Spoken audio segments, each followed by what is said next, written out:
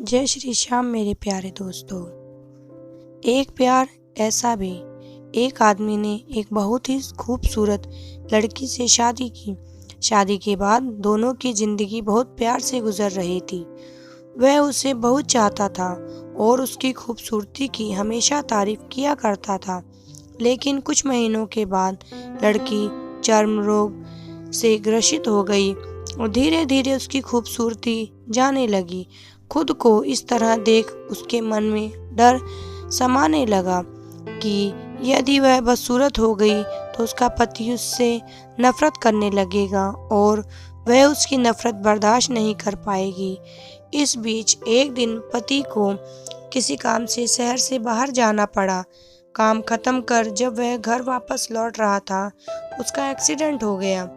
Accident में उसने अपनी दोनों आंखें खो दी, लेकिन इसके बावजूद भी उन दोनों की जिंदगी सामान्य तरीके से आगे बढ़ती रही।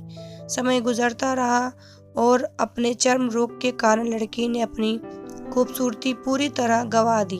वह बदसूरत हो गई, लेकिन अंधे पति को इस बारे में कुछ भी पता नहीं था, इसलिए इसका उनके खुशहाल विवाहित जीवन पर कोई प्रभाव नहीं पड़ा। वह उसे उसी तरह प्यार करता रहा। एक दिन उस लड़की की मौत हो गई। पति अब अकेला हो गया था।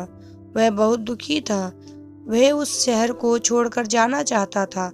उसने अंतिम संस्कार की सारी क्रिया विधि पूर्ण की और शहर छोड़कर जाने लगा।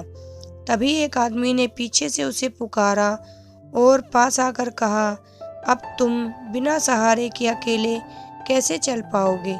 इतने साल तो तुम्हारी पत्नी तुम्हारी मदद किया करती थी। पति ने जवाब दिया, दोस्त, मैं अंधा नहीं हूँ, मैं बस अंधा होने का नाटक कर रहा था, क्योंकि यदि मेरी पत्नी को पता चल जाता कि मैं उसकी बदसूरती देख सकता हूँ तो यह उसे उसके रोग से ज़्यादा दर्द देता। इसलिए मैंने इतने साल अंधे होने का दिखावा किया। वह बहुत अच्छी पत्नी थी, मैं बस उसे खुश रखना चाहता था।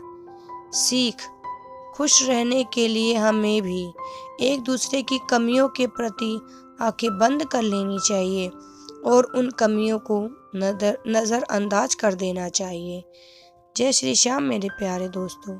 आशा करती हूँ मेरी कहानी आपको अच्छी लगी हो। Thank you. प्लीज़ लाइक करें, शेयर करें, कमेंट करें और प्लीज़ सब्सक्राइब करें। जय श्री श्याम मेरे प्यारे दोस्तों। आप सभी बहुत अच्छे होंगे, आशा करती हूँ।